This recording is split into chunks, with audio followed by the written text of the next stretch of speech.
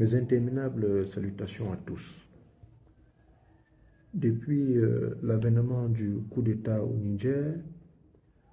où l'on a assisté à la mise à l'écart du président Bazoum,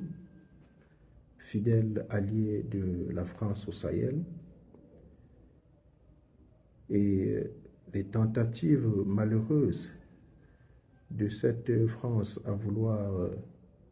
le faire revenir au pouvoir, l'on assiste depuis lors à des phénomènes un peu compliqués du côté du Niger. Parlant de ces phénomènes compliqués, nous faisons effectivement trait ici à ces opérations de terrorisme et d'attaques spontanées et sporadiques qui sont coordonnées depuis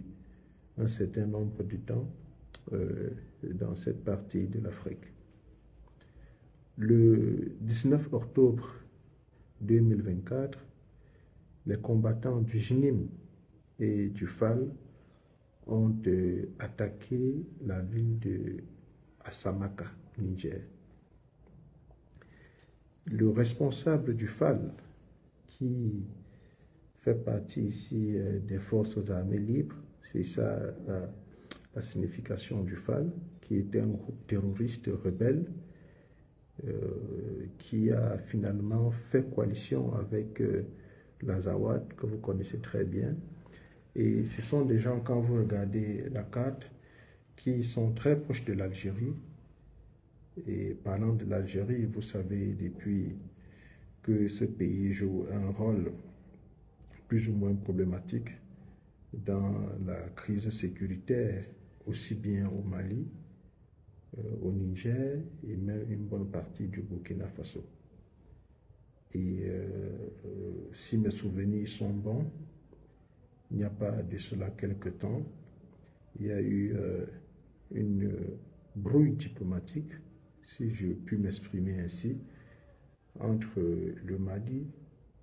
et l'Algérie en raison effectivement du soutien de l'État algérien à ce groupe que vous connaissez bien qui n'est rien d'autre que l'Azawad. Et donc, il est clair aujourd'hui, comme je vous le disais, le représentant du FAL se trouve aujourd'hui en France et c'est à partir de la France que toutes les opérations visant à mettre en difficulté le pays, du moins le Niger, sont planifiées. Et il est regrettable de le dire parce que, voyez-vous, l'opinion africaine, dans son entière majorité, demande depuis une décennie déjà à la France de revoir sa politique vis-à-vis de l'Afrique.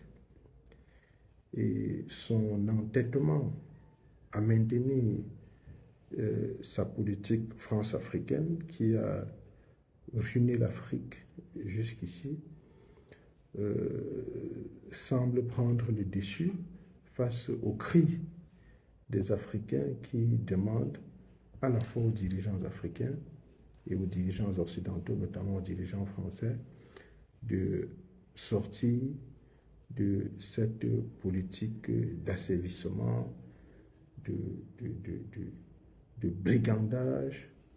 et bien d'autres. Et donc cet entêtement est en train de pousser la France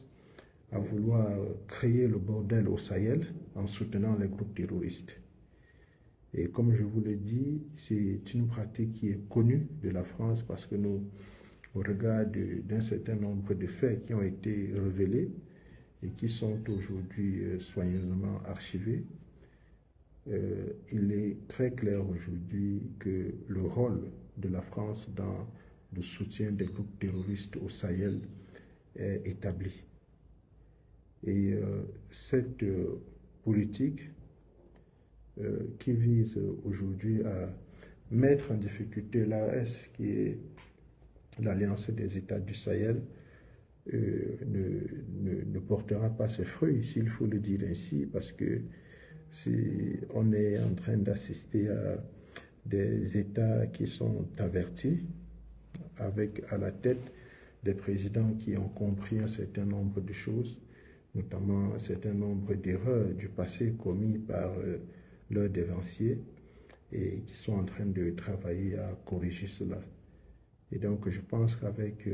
leur engagement patriotique, panafricain, la témérité et le soutien des populations, ces États-là resteront debout et travailleront bien évidemment à mettre en difficulté ces groupes rebelles qui sont soutenus à la fois par un certain nombre de pays sur le continent et bien évidemment par cette puissance qu'on appelle la France. Faites passer le message.